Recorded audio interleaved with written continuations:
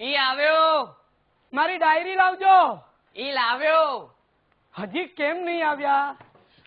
ઈ આવ્યો. ઈ તમારી ડાયરી. આ તમે દરેક શબ્દની આગળ ઈ કેમ લગાડો છો? ઈ મારી આદત છે.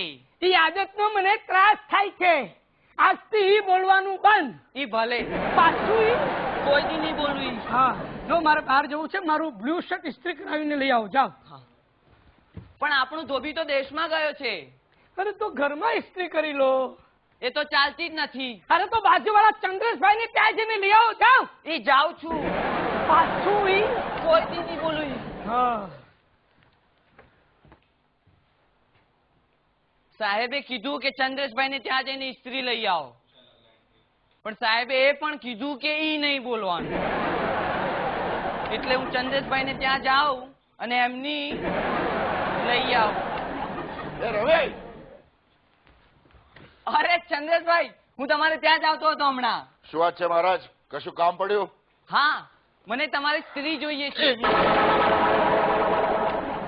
શું કે છે? થોડીક વાર માટે આપો ને. અરે લાગે છે આની ચસકી ગઈ છે. હવે રોજ થોડા માંગીએ છીએ, એક દિવસ તો આપો. શું બોલે? શું શું બોલે? થયું? અરે થયું શું? અને મારે છે કેમ?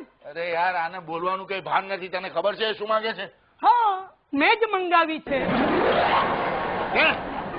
હા, તને તો ખબર છે ને મારી પાસે નથી. એટલે મારે ક્યાંથી મંગાવવાની? તો તું પાડોશી શું કામ? અચ્છા, નવી લાવ્યો છે એટલે ના પાડે છે.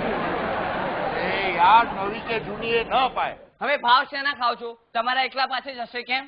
સાહેબ, બાજુવાળા મહેશભાઈ ની માંગી લઉં, એમણે તો પહેલા એકવાર આપી હતી. હા, માંગી લો. આપણને તો કોઈ નહીં ચાલશે.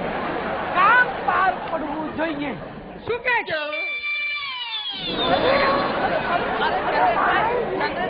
ચંદ્રેશભાઈ.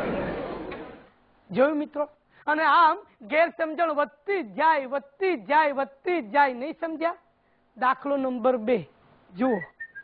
અરે શું વાત છે ચંદ્રેશ, આજે એકદમ કઈ મૂડમાં છે ને કે? હા, અરે દોસ્ત, માણસ નામ સવાર સવારના પત્નીના હાથનું ગરમા ગરમ જમવાનું ટેસ્ટી મળે ને એટલે મૂડમાં જ હોય.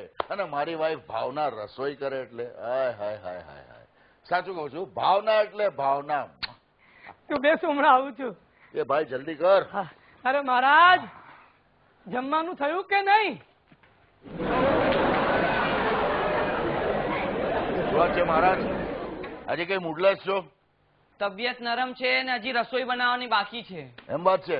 તો ચાલો આજે તમને મારા ઘરે લઈ જાઉં જમવા. ના ના ના, તમે કહ્યું ને એમાં બધું આવી નો ગયું. નો નો નો નો નો નો નો ફોર્મેલિટીઝ. જમવા તો તમારે મારે ત્યાં આવવું જ પડશે. હવે જમવાનું ક્યાં અગત્યનું છે? હું તો ભાવનાનો ભૂખ્યો છું. આપવી હોય ને તો તમારી ભાવના મને આપો. હરામખોર, તો હજી નહીં સુધરો? શું દરેક વખતે ના પાડો છો?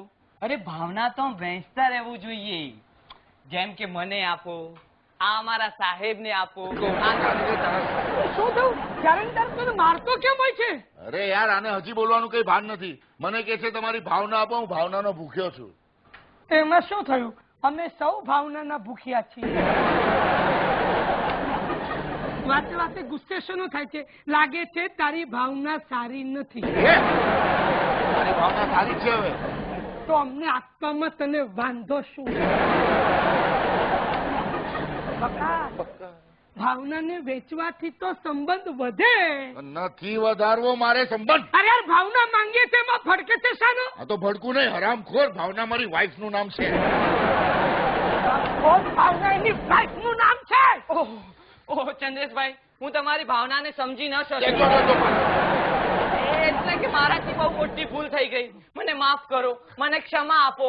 મહારાજ, નહીં, તમારી વાત તો બિલકુલ નહીં માનું. જુઓ ચંદ્રેશભાઈ, તમારે મને ક્ષમા આપવી જ પડશે અને હું ક્ષમા લઈને જ રહીશ. મહારાજ, ક્ષમા ન માંગો. ક્ષમા એની બેન નું નામ છે. હવે ભાગો.